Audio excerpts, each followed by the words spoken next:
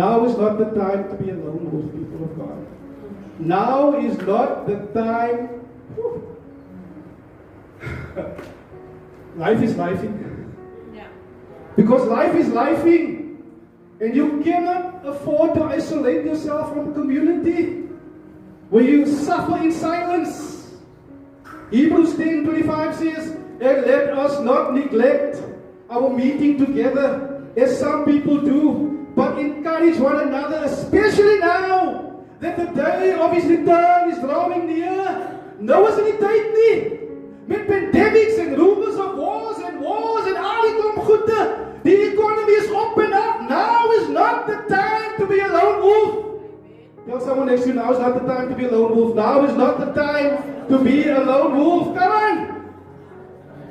Thomas felt abandoned.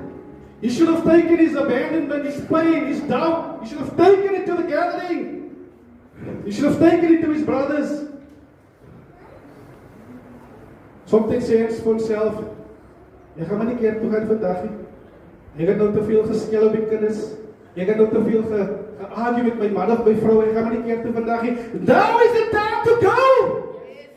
Jy gaan maar nie gaan nie, man. Die weet ek het nie sy brood in die huis, ek het nie sy kos in die huis nie. Wat gaan by die kerk gaan maak? Now is the time to go! Because you never know. You never know. The Bible says in some of these verses that Jesus just